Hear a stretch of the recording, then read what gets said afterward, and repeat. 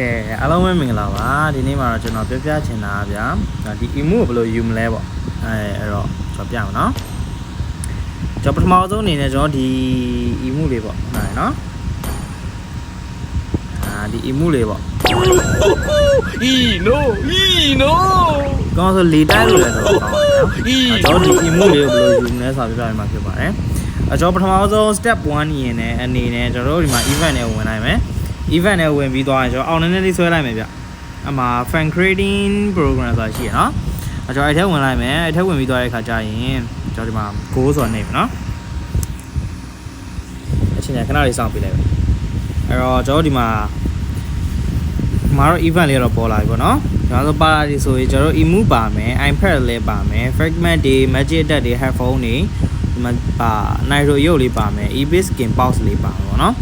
ကျွန်တော်ဒီမှာဘယ်လို point ရအောင်လုပ်အောင်လဲဒီ90 pass ကိုဘယ်လိုရအောင်လုပ်အောင်လဲဆိုတော့ကျွန်တော်ဒီမှာနေ့စဉ်မျှဝေလို့လည်းရတယ် log in ဝင်လည်းရတယ်ဒါတော့အမြန်လုပ်ချင်တယ်ဆိုရင်ဆိုတော့ကျွန်တော်တင်သွင်းမိနေမယ်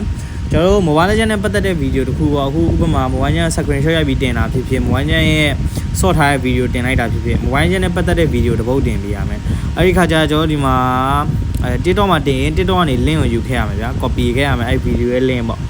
အဲ့တော့ကျွန်တော်ယူလာခဲ့ပြီးသွားရင်ဗမာဖြစ်ဖြစ်เนาะ YouTube Facebook Instagram TikTok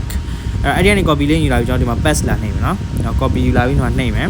ပြီးတော့ကျွန်တော်တင်သွင်းလိုက်မယ်ကျွန်တော်တင်သွင်းလိုက်ပြီဆိုတာကျွန်တော်ဒီမှာ90ရပြီเนาะအချင်းတရားတော့150ပေးထားဗျာကျွန်တော်တော့100လောက်ပြီးပြီကျွန်တော် YouTube ရယ်ပွားရင် TikTok ရယ်လောက်ပြီးပြီเนาะအဲ့လိုကြတော့ကျွန်တော်ပြီးသွားရင်အဲ့လိုလောက်ပြီးသွားရဆိုတဲ့ခါကျတော့ one draw လို့ရမယ်ဗျာ draw လိုက်တဲ့အခါကျတော့ကျွန်တော်ဒီမှာကန်ကောင်းရင် iPad လည်းပေါက်နိုင်တယ် emu လည်းပေါက်နိုင်တယ် channel လည်းပေါက်နိုင်တယ်တော့ပေါ့ဗျာကျွန်တော်တော့တီးတလောက်လေးပြပြပေးတာပါကျွန်တော်တော့ emu ရပြီးပါပြီခင်ဗျာကျွန်တော်တီးတလောက်လေးပါကျေးဇူးတင်ပါတယ်